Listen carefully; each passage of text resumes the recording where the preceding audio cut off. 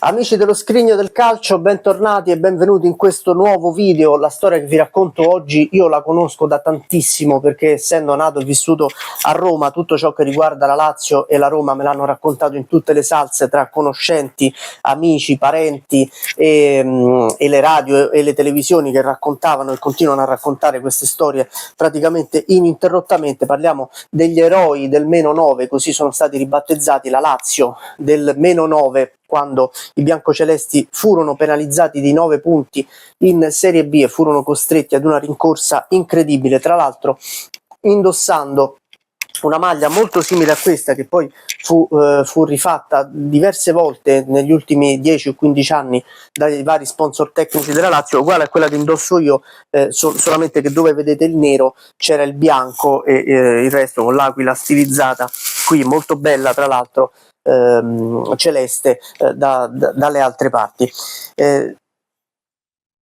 Siamo nella stagione 86-87, voi pensate a che cosa significhi 9 punti di penalizzazione con i 2 punti a vittoria? Facendo un rapido calcolo sarebbero più o meno 13 punti attualmente, ma soprattutto la Lazio si trova nell'estate del 1986 in una condizione incredibile, perché tutto nasce dal Toto Nero, la seconda ondata del calcio scommesse del Toto Nero dopo quella del 1980, che coinvolge il giocatore della Lazio Claudio Vinazzani. La Lazio viene penalizzata di 9 punti, è appena arrivato il nuovo presidente Gianmarco Calleri, che sarà poi il predecessore di Sergio Cragnotti.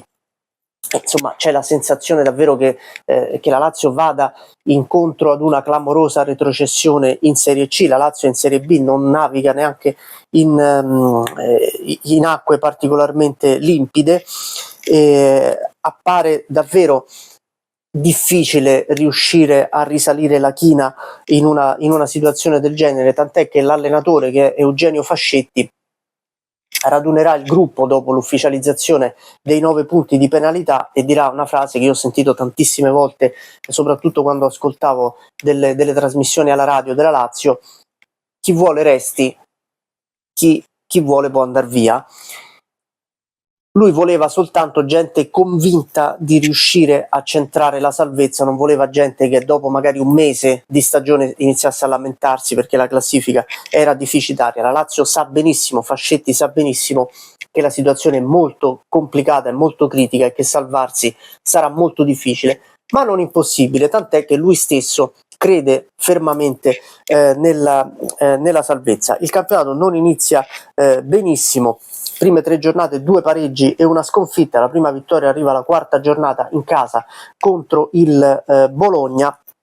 Ci sono alti e bassi, la situazione sembra rimettersi un po' per il meglio all'inizio del girone di ritorno. Poi nel mese di maggio purtroppo la Lazio perde con Triestina ed Arezzo, mettendosi da sola in grande difficoltà. Pensate che nel mese di maggio vincerà una sola partita contro il Cagliari, peraltro retrocesso già da tempo, anch'esso penalizzato per il calcio scommesse. Insomma, si arriva alla vigilia dell'ultima giornata, il 21 giugno del 1987, c'è il famosissimo Lazio-Vicenza, con la Lazio che se non vince è praticamente retrocessa, ma anche il Vicenza, se dovesse perdere, sarebbe aritmeticamente retrocessa. È una partita leggendaria per tutti i tifosi della Lazio, alla pari veramente delle partite che poi la grande Lazio di Cragnotti disputerà in Italia, ai vertici e in Europa, ma è una partita che tutti i tifosi della Lazio, anche quelli che non hanno vissuto direttamente quella giornata lì,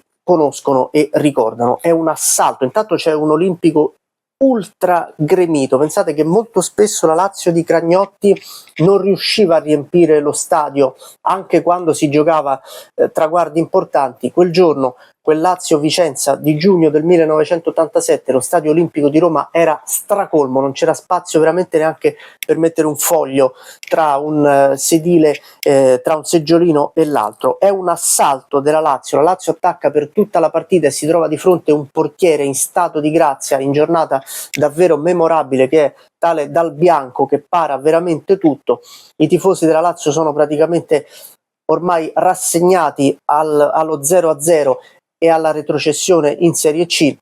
Immaginate anche come potessero stare i tifosi della Roma attaccati alle radio.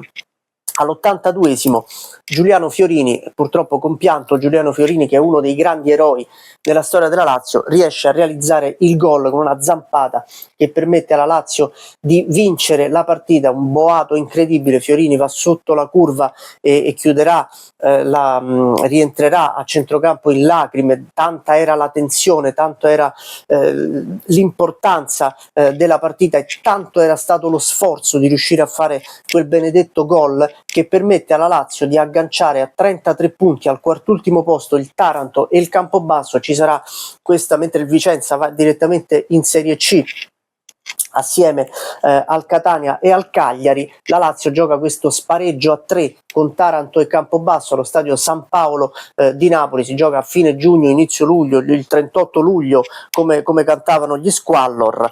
Il 27 giugno si gioca a Taranto-Lazio ed è un'altra caduta davvero nel tunnel per la Lazio, tra l'altro seguita da 30-40 mila tifosi che invadono Napoli. Gol di Totò De Vitis e il Taranto si avvicina alla salvezza a scapito proprio della Lazio.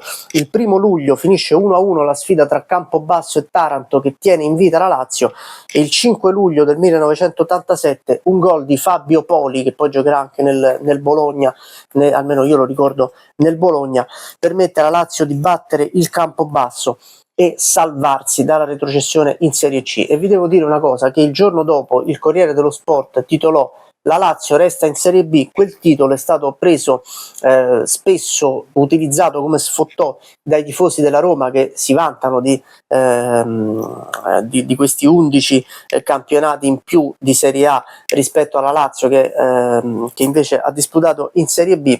A me queste cose un po' fanno ridere, poi dopo, quando diventa troppo, quando si pensa troppo agli altri e meno a se stessi, mi annoia un po', ma in realtà quello che è successo alla Lazio dei -9, quegli eroi dei -9, è stata davvero la rinascita dei biancocelesti, che l'anno dopo sono stati promossi in Serie A e poi ovviamente non sono più scesi, ma proprio quella retrocessione in Serie C evitata ha potuto far sì che negli anni la Lazio possa essersi ricostruita e ricostituita come grande club, come grande società. Chissà che cosa sarebbe successo se i biancocelesti fossero finiti in Serie C, se veramente ci sarebbe stata la possibilità di risalire o meno, perché davvero soprattutto in quegli anni finire giù e non avere una società poi in grado di risalire sarebbe stato veramente drammatico. E pensate che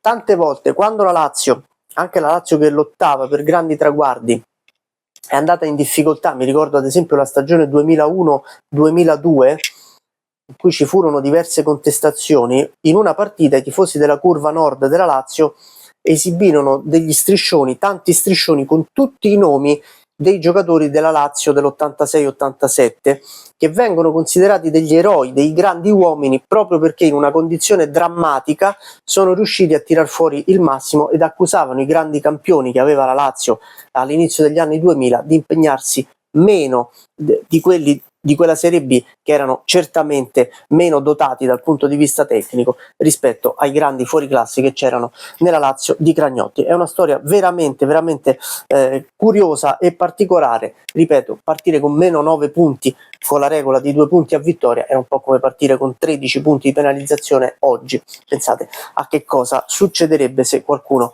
partisse con 13 punti di penalizzazione per evitare una retrocessione. Questa è la storia della Lazio dei -9, degli spareggi di Napoli. Ditemi se la conoscete, ditemi se ne conoscete altre simili. Vi ho raccontato anche quella della Regina, che è un po' simile nel 2006-2007.